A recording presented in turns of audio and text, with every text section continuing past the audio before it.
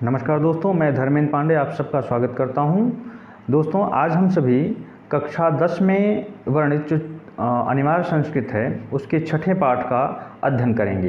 पाठ का नाम है केन किम वर्धते, अर्थात किससे क्या बढ़ता है।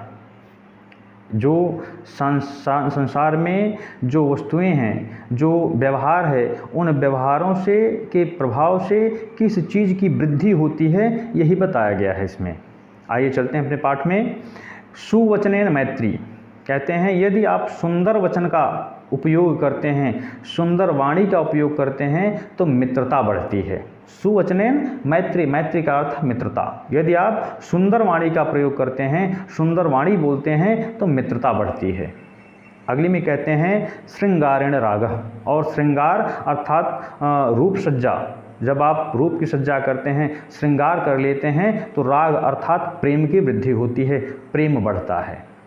आगे कहते हैं दानेन कीर्ति, यदि आप दान करते हैं, दान की क्षमता आप में है, दान की आदत है तो आपकी कीर्ति बढ़ जाए। कीर्ति मतलब होता है प्रसिद्धि। यदि आप दानशील बनते हैं, दानशील हैं आप, दान देते हैं, दान करते हैं तो आपकी प्रसिद्धि बढ़ जाती है। आगे कहते हैं सत्येन धर्मः, आप यदि सत्य का पालन करते हैं तो धर्म की वृद्धि होती है। यदि आप सत्य का अनुसरण करते हैं, सत्य का पालन करते हैं, सत्य का अनुकरण करते हैं तो धर्म की वृद्धि होती है, आप धर्मशील हो जाते हैं। आगे कहते हैं सदाचारेण विश्वासः, यदि आप में सदाचार की भावना है, सदाचार का पालन करते हैं, सदाचार का अनुकरण करते हैं, उसका अनुसरण करते हैं तो आप में विश्वास की भावना, आप पर लोगों की विश्वास की भावना बढ़ जाएगी, लोग आप पर विश्वास करेंगे। आगे कहते हैं न्यायेन राज्यम, एक राजा यदि न्याय करता है, न्यायपूर्वक शासन करता है, अपनी प्रजा को न्याय देता है तो उसके राज्य की वृद्धि होती है, उसके राज्य में जो विकास होता है राज्य का। आगे कहते हैं औदार्येण प्रभुत्वम, और यदि आप में उदारता की भावना है, औदार्येण अर्थात उदारता की भावना, यदि आप में उदारता की भावना है तो आप में प्रभुत्व का मतलब होता है आपकी श्रेष्ठता बढ़ती है, समाज में आपका नाम बढ़ता है, आपको उच्च पद प्राप्त होता है। आगे कहते हैं पूर्व वायुना जलदः, और यदि प्रकृति में ऋतु के हिसाब से पूर्व दिशा से वायु चलना शुरू हो जाए, पूर्वैया चलनी शुरू हो जाए तो जलद अर्थात आकाश में बादल आ जाते हैं और बादल घिर करके वर्षा भी करते हैं। आगे है पुत्र दर्शनेन हर्षः, यदि किसी को अपने पुत्र के दर्शन हो जाएं तो पुत्र का दर्शन करने से हर्ष अर्थात प्रसन्नता की प्राप्ति होती है, उसका दिल, उसका हृदय जो है वो प्रफुल्लित हो जाता है, प्रसन्न हो जाता है।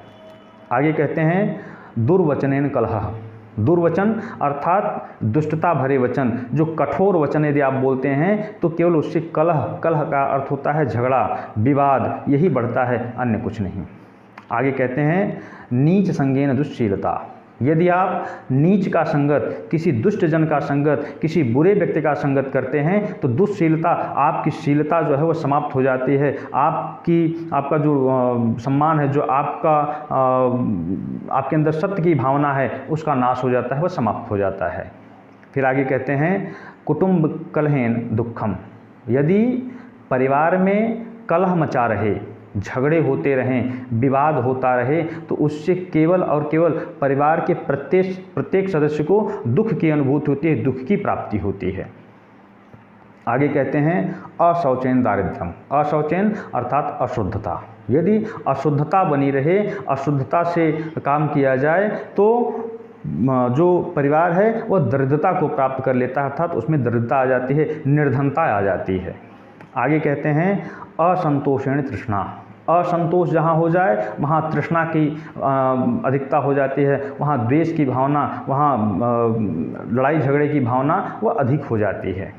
आगे कहते हैं इंदु दर्शनेन समुद्र, इंदु अर्थात आकाश में यदि चंद्रमा निकल जाएं तो समुद्र में बाढ़ आ जाती है, समुद्र में ज्वार भाटे उठने लगते हैं, उसमें लहरें उठने लगती हैं। आगे कहते हैं विनयेन गुणः, और यदि आप में विनय की अधिकता अर्थात विनयशीलता, आप में सरसता आ जाए तो आपके गुणों में वृद्धि होती है, अर्थात आप श्रेष्ठ गुणों में परिवर्तित, आपके अंदर श्रेष्ठ गुण जन्म लेने लगते हैं। आगे कहते हैं उद्यमेन श्रेय, उद्यम अर्थात कार्यशीलता। यदि आप कार्यशीलता आप में है, आप उद्यम करते हैं, उद्यमशील परिश्रमशील हैं, तो श्री की वृद्धि अर्थात लक्ष्मी की वृद्धि, धन की वृद्धि होने लगती है। आगे कहते हैं पालनेन उद्यानम, और यदि आप पालन करते हैं, सही से यदि देख रेख की जाए तो उद्यान अर्थात बाग बगीचों में वृद्धि होती है, अर्थात वृक्ष आदि लगाए जाएं और उसकी सही तरीके से उसकी देखभाल की जाए, उसकी सेवा की जाए तो उद्यान में शीघ्रतापूर्वक वृद्धि होती है। आगे चलते हैं अभ्यासेन विद्या। निरंतर यदि अभ्यास किया जाता रहे, निरंतर हम अभ्यस्त रहें, किसी विषय को, किसी पाठ्य वस्तु का हम निरंतर अभ्यास करते रहे, उसको पढ़ते रहें, तो उसमें हमारी विद्या में, हमारे ज्ञान में वृद्धि होती रहती है। आगे है औचित्येन महत्वम। औचित्य अर्थात उचित समय, उचित समय का महत्व होता है। कहने का तात्पर्य कि जहाँ जिस प्रकार का औचित्य हो, जहाँ जिस प्रकार का माहौल हो, उसी प्रकार का आपको बर्ताव, उसी प्रकार का आपको कार्य भी करना चाहिए, इसी का महत्व है। अर्थात जैसे कहीं कोई रो रहा हो और आप पहुंचकर वहां हंसने लगे, यह उचित समय नहीं है हंसने का, इसका महत्व नहीं है। आप यदि वहां जा कर के शांति से गंभीर मुद्रा में बैठें, उसका महत्व है। इसीलिए कहते हैं औचित्येन महत्वम, सही समय का, उचित समय का महत्व होता है, उचित समय पर उचित कार्य का महत्व होता है। आगे कहते हैं क्षमया तपः, क्षमाशीलता से तप की भावना बढ़ती है। यदि आप क्षमाशील हो गए, क्षमा करने की भावना आप में बढ़ गई, तो आप में तप की भावना अर्थात एक तरह से धैर्यता की भावना अधिक बढ़ने लगेगी। फिर आगे कहते हैं लाभेन लोभः।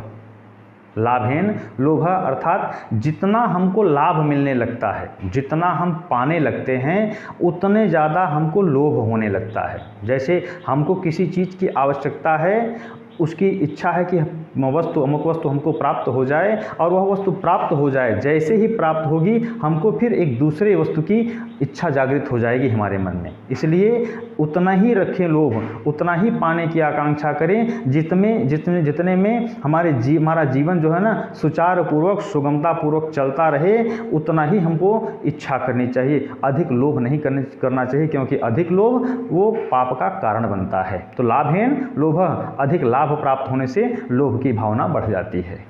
फिर आगे क्या कहते हैं मित्र दर्शनेन आह्लादः। मित्र का दर्शन हो जाए, मित्र से मुलाकात हो जाए तो मन जो है प्रफुल्लित हो जाता है, मन आह्लादित हो जाता है, बिल्कुल खुश हो जाता है। आगे कहते हैं तृष्णैः वैश्वानरः।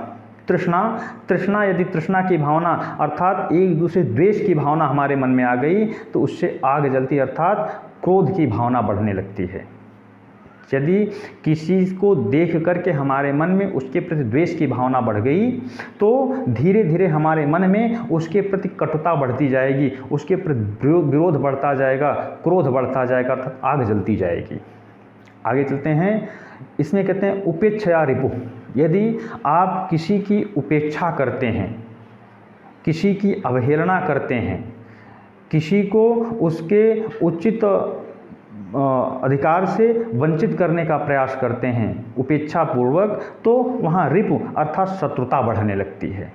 जब आप किसी की उपेक्षा करना शुरू करते हैं तो वह व्यक्ति आपसे शत्रुता करना शुरू कर देता है, आपसे आपका शत्रु बन जाता है, रिपु हो जाता है आपका वो। फिर आगे कहते हैं दुष्ट हृदयेन दुर्गति। जो दुष्ट हृदय का व्यक्ति होता है वह निश्चित तौर पर दुर्गति को प्राप्त करता है, निश्चित तौर पर उसकी दुर्गति होती है, उसको कष्ट मिलते हैं। आगे है अपथ्येन रोगः। जो अपथ्य वस्तुएं हैं, अपथ्य का मतलब होता है जो सही से सुगमतापूर्वक पचे ना। हमने खा लिया कोई ऐसी वस्तु जो पाचन क्रिया जिससे अच्छी नहीं हो सकती, उसको खाने से केवल रोग बढ़ता है। अपथ्येन रोगः अर्थात अपथ्य भोजन यदि लेते हैं, जो जल्दी पाचन क्रिया जिस वस्तु का ना हो, जिस खाद्य पदार्थ का पाचन क्रिया जिस शीघ्रता से ना हो, उसको खाने से केवल और केवल शारीरिक रोग ही उत्पन्न होता है।